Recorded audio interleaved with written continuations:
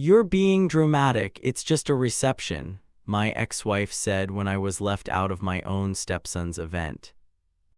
I didn't expect to find out that way. Scrolling absently through my phone, thumb smearing the screen, half watching a documentary play muted on the TV. It was late past 11, the kind of hour where everything is soft-edged and your mind plays tricks on you. The glow from the screen lit my face while the rest of the apartment stayed dark, as if I were floating in a little pocket of artificial light. And then there it was, a photo, then another, a slideshow of a life I no longer belonged to. Eli, dressed in a navy blazer too big in the shoulders like he'd borrowed it from someone else, or maybe that's just how teenagers wear things now. A tight, uncertain smile on his face. He never liked being the center of attention. He used to hide behind my legs at birthday parties, terrified someone would sing to him. Now here he was, standing next to his mother, my ex-wife, and her husband Doug, with a banner behind them that said "Congrats, Grad," in gold block letters. My chest hollowed. It wasn't the banner or the smile. It was that I hadn't known, hadn't been invited, hadn't been thought of.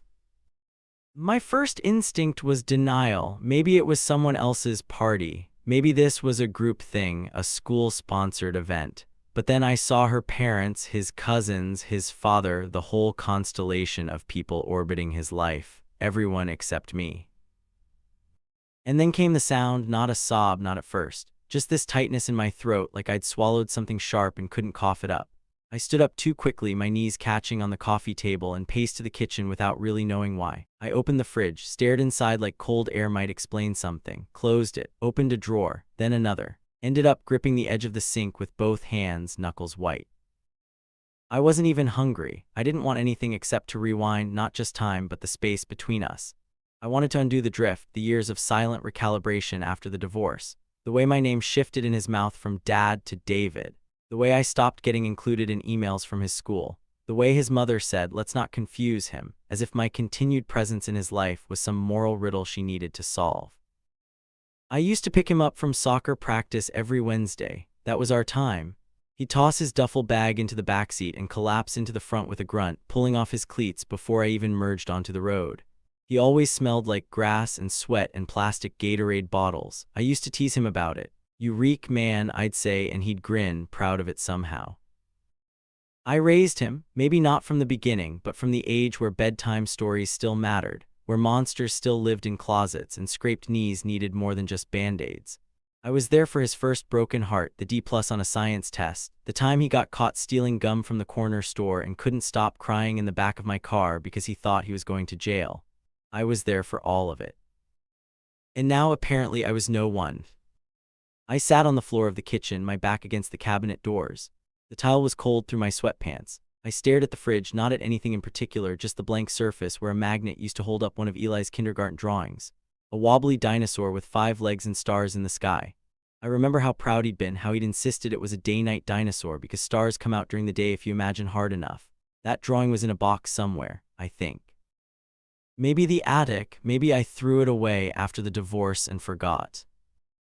I picked up my phone again, opened the photo, zoomed in on his face. It was sharper now, older. He was 17. I kept forgetting that.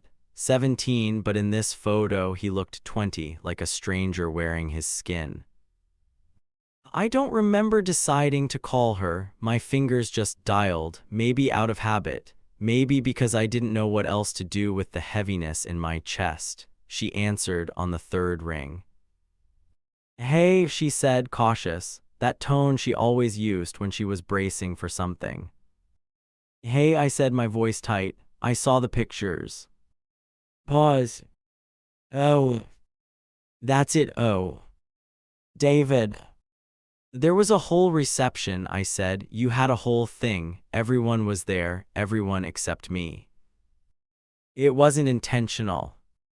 I laughed, sharp and bitter. "You don't accidentally exclude someone from something like that. It was last minute. We weren't trying to hurt you. You didn't even text me. He didn't mention wanting you there." That was the sentence, that one, not cruel, not shouted, just dropped into the silence like a pin that detonates instead of ringing. I didn't say anything. I felt something inside me go very still, like when a record stops spinning and the music cuts off mid-note. I'm sorry, she said after a moment, but it was soft, defeated, not real. Did he really not mention me, I asked, at all? She sighed. I imagined her in their kitchen, probably standing by the island, barefoot, wine glass still on the counter from dinner. Maybe Doug was in the living room watching TV. Maybe she had to step out to take the call. I used to know everything about her, and now I could only guess. It's complicated, she said. No, I said, it's actually not. She went quiet.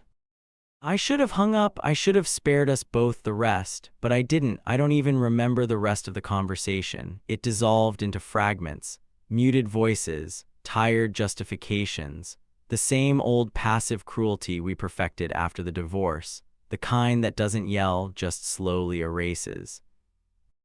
When I finally ended the call, I sat there in the kitchen for a long time. I didn't cry, not really. It was more like something leaked out of me, slow and invisible but definite, like a crack in a foundation widening by the second. I got up, poured a glass of water, didn't drink it. What hurt most wasn't that I missed the party. It was realizing that maybe, the role I played in his life was a story I told myself more than a truth he lived by.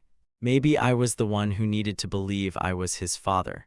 Maybe he'd already rewritten that part of his life quietly, without telling me.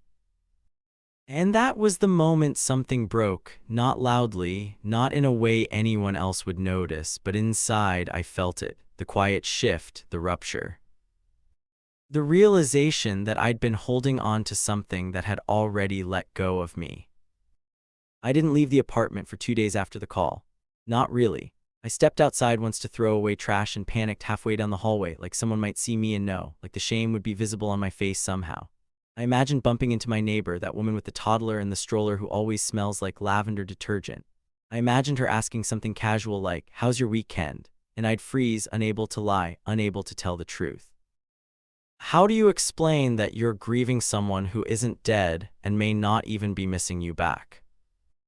I ordered takeout, left the boxes on the counter, didn't shower, kept the blinds shut because the light felt like an intrusion, like it would expose how unwell I was, how far I'd sunk without anyone noticing, not even me. I used to have a rhythm, a kind of structure. Work dinner, catch up on emails, maybe a jog if I was feeling ambitious. I used to call Eli on Sundays. Sometimes he'd answer. Sometimes I'd leave a voicemail that I knew wouldn't be returned, but at least I called, at least I kept the thread alive. I didn't call that week. Instead, I lay on the couch in yesterday's clothes, watching documentaries about people who survived disasters, plane crashes, shipwrecks, avalanche survivors who ate snow and hallucinated faces in the ice. I envied them. They'd gone through something visible, something that had a name, something that people could nod solemnly at and say that must have been hard.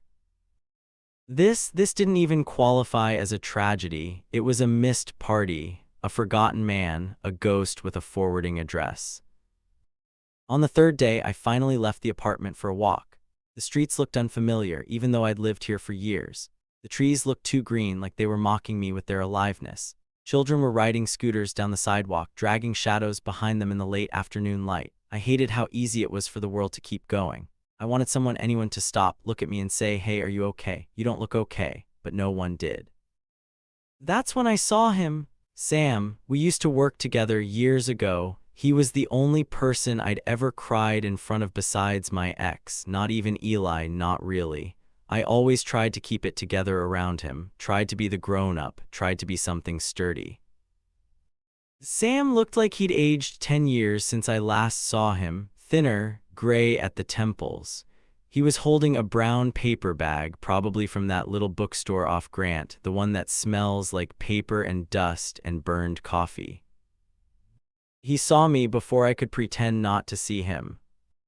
"David." I nodded, forced a smile. "Hey, man." We did that awkward dance, the quick hug, the half step back, the unspoken sense that neither of us knew who the other was anymore. And then he looked at me, really looked at me, and asked, "You okay?"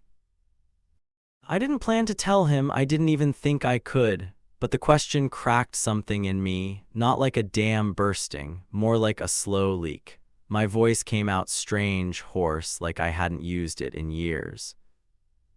"No," I said. That was all, just that one word, but it was honest, more honest than I'd been in weeks. He didn't ask what was wrong, he just handed me a cigarette. I don't smoke, never really did, but I took it. We stood in front of the bookstore, lighting up like we were in some sad French film, the kind where people stare off into the distance and talk about meaninglessness while smoke curls around their faces. Eventually, I told him everything, not in a straight line.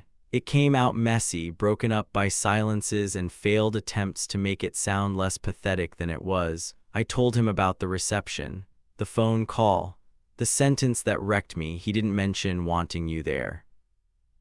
Sam didn't try to comfort me. He didn't say that's awful or you deserve better. He just listened.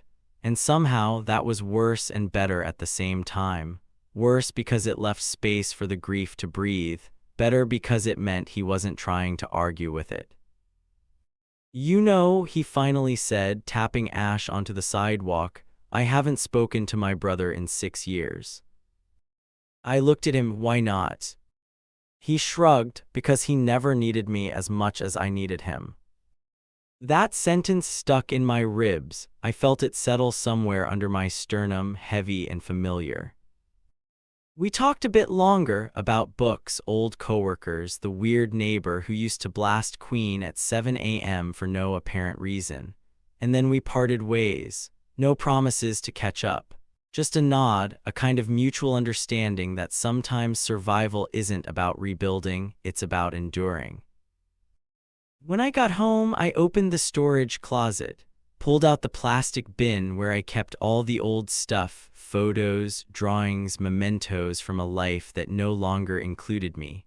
I sat on the floor and opened it like I was disarming a bomb.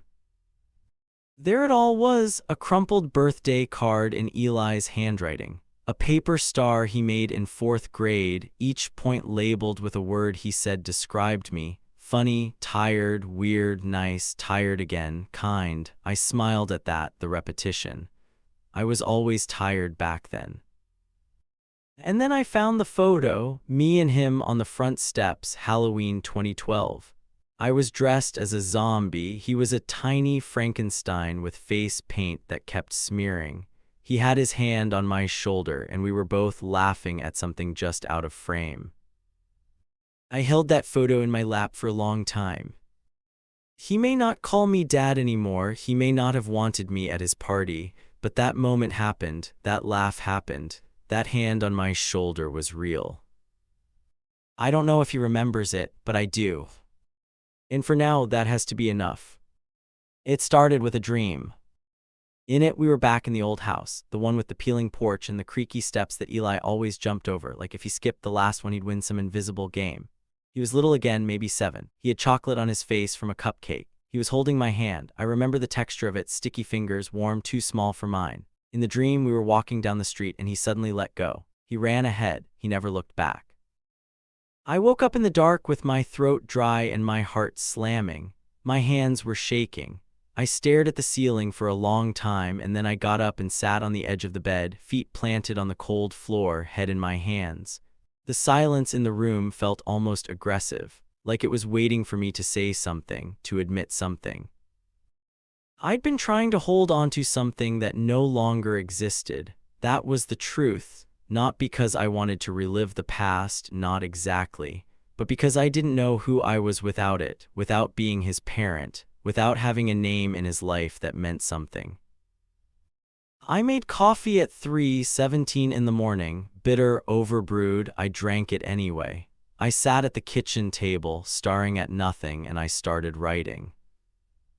At first, it was just notes on a napkin, phrases, memories. Then I opened my laptop and started typing, a letter, not to my ex, not even to myself, to him. To Eli. I didn't know what I wanted from it, forgiveness, maybe, recognition, a scrap of something that said, yes, I remember too. I started simply. Hey, I saw the photos. My fingers hovered above the keys for a long time after that. I didn't want to sound bitter. I didn't want to guilt him. I didn't want to be the adult who shows up too late and asks to be seen again. So I just told the truth. I told him that I was proud of him, that seeing him in that blazer made something inside me ache in a way I didn't know it could. I told him I missed being his dad, even if the word didn't fit anymore.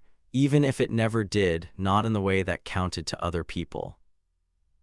I wrote about the night he had the stomach flu and threw up in the hallway, and how I cleaned it up without waking his mom because I didn't want her to be upset with him. I wrote about the time he sang off-key during the school talent show and waved at me from the stage, even though he pretended not to know me in public most of the time. I told him I still have the photo of us from Halloween, me in the zombie makeup, him grinning with his fake bolts and smudged green paint. I told him I never expected to be permanent. I knew what I signed up for when I fell in love with his mother. I knew that stepfathers don't get claimed to anything. Not really, but I wanted him to know that I tried, that I showed up even when it was hard, even when it wasn't clear if it mattered. I ended with this. Even if you never write back, I want you to know that I loved you. I still do. And you are one of the best things that ever happened to me. I hope you have people who tell you that often, but if you don't, let me be one of them just this once. I stared at the letter for a long time. I didn't revise it. I didn't read it back. I printed it out, folded it neatly, put it in an envelope, and mailed it the next day. I almost didn't send it. I stood outside the post office holding it like it weighed more than it should. I thought about turning back, about saving myself the pain of silence or worse, indifference. But I mailed it because some words aren't meant to be held in the chest. Days passed, then a week, then 10. I stopped checking my phone after a while, or I told myself I did, but the truth is I checked it compulsively at red lights in the bathroom in the middle of meetings I wasn't really present for. I imagined a dozen responses. Angry ones, dismissive ones, tender ones, none came. Until one afternoon, my phone buzzed with a number I didn't recognize. I opened it, already bracing myself. It was from him. Just a short text. I got your letter, thank you, I'm sorry. I didn't know how to handle all this, I still don't. I stared at it for what felt like hours. I read it until the words blurred, and then I cried, not loudly, not in a way that would have made sense to anyone else, but the kind of cry where your whole body releases something, a tightness you didn't realize you'd been carrying in your stomach, in your jaw, in the line of your spine. It wasn't everything, it wasn't reconciliation, it wasn't an invitation to re-enter his life. But it was something. It was proof that he'd read it, that he hadn't forgotten me entirely, that somewhere in whatever compartment of his brain he keeps old memories and awkward truths and complicated loves, I still existed. That was the confrontation I didn't expect, not with him, but with myself. I realized I wasn't just mourning him, I was mourning the version of myself I was when he needed me. The man who built IKEA furniture at midnight so his room would be ready when he came over. The man who sat through endless hours of YouTube gaming videos just to connect. The man who felt important, needed, part of something. That man is gone, or maybe not gone, maybe just changed, smaller, quieter, less certain of his place in the world. But I'm still here, still standing, still willing to love even when it's messy, even when it goes unreturned. And that counts for something. The thing no one tells you about grief, not the kind with funerals and eulogies, but the slow, shapeless kind, is that it doesn't leave all at once. It doesn't pack up and go. It lingers. It changes form. Some mornings it's a dull ache. Some days it's sharp, and some nights it just hums quietly under your skin like a sound only you can hear. But it fades, or rather you stop fighting it. It's been a few months since I sent the letter, since that short, hesitant text, since I sat on the kitchen floor and let the silence eat me alive. Nothing grand has happened. There was no reunion, no heartwarming phone call, no sudden reappearance at my door. But I've stopped expecting that. I've stopped needing it. Instead, I started living in smaller ways, not because I suddenly became healed, but because something softened, something loosened in me. Maybe it was acceptance, or maybe it was just exhaustion from carrying around so much longing. I deleted the photos off my phone, not out of anger, just to clear space. I printed a few of them, the ones that meant the most, and tucked them into a little box on my bookshelf. They're not on display. They're not hidden either. They're just there, part of the archive, part of the truth. I moved the box of drawings and old birthday cards out of the closet and into the storage unit in the basement. Not because I want to forget, but because I'm allowed to stop making a shrine out of my pain. Some evenings I still walk, especially when the air gets that golden hue, soft and slanted and a little too perfect for real life. I take the long way around the park. I nod at people. I sometimes stop and sit on a bench with a coffee. And I breathe, really breathe, for the first time in what feels like years. I've been writing again, not letters, just little pieces. Fragments of thought, reflections, memories. Not everything I write is about him, but most of it still traces back in some way. That's okay. He's part of my story. He always will be, not the only chapter, but a meaningful one. I started therapy, which is something I used to roll my eyes at, but it's helped. Not because she says anything magical, my therapist, but because she gives me a place to say the unsayable. To admit things like, I feel like a ghost, or I don't know who I am without being someone's parent, or even I'm afraid that no one will ever love me the way I loved him. She doesn't flinch, she doesn't rush me past it. She just nods and sometimes asks, "Where do you feel that in your body?"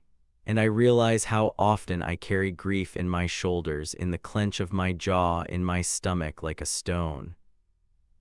There's still pain, I won't pretend otherwise. I still think about him on Sundays. I still check my phone more often than I want to admit. But the urgency is gone. The hunger for resolution, for acknowledgement, for redemption, it's dulled. Not gone, just quieter. I don't know if he'll ever call again. I don't know if he'll remember me on his birthday or when someone asks about his childhood. I don't know if I'll ever get to see the man he becomes. But I do know this. I showed up, I loved him the best I could, and that love didn't disappear just because the structure around it collapsed. That matters. I've started planting herbs on the windowsill. Basil, rosemary, thyme. It sounds stupid, but watching something grow again, watching something thrive under my care feels like a kind of forgiveness, a kind of rebirth. I water them in the mornings, humming whatever song is stuck in my head, and for those few minutes the world feels manageable. I made space for friends again, reached out to Sam. We got coffee, talked about everything and nothing. I told him I was grateful for that night outside the bookstore, and he just smiled and said, "You looked like someone who needed to be reminded they weren't invisible." I laughed because he was right. And maybe that's the thing I've learned, or am still learning, that you don't need to be invited to every table to have value. That sometimes love doesn't end with a final goodbye, it just becomes something else. A memory, a scar, a small flame you carry in your chest. I carry him with me. I carry who I was, too. The man who packed school lunches and stayed up helping with science projects and learned all the names of the Minecraft YouTubers. That version of me didn't vanish. He just evolved. He learned how to live without being seen in the way he used to be. I am still here, still standing, still healing. And that in its own quiet way is enough.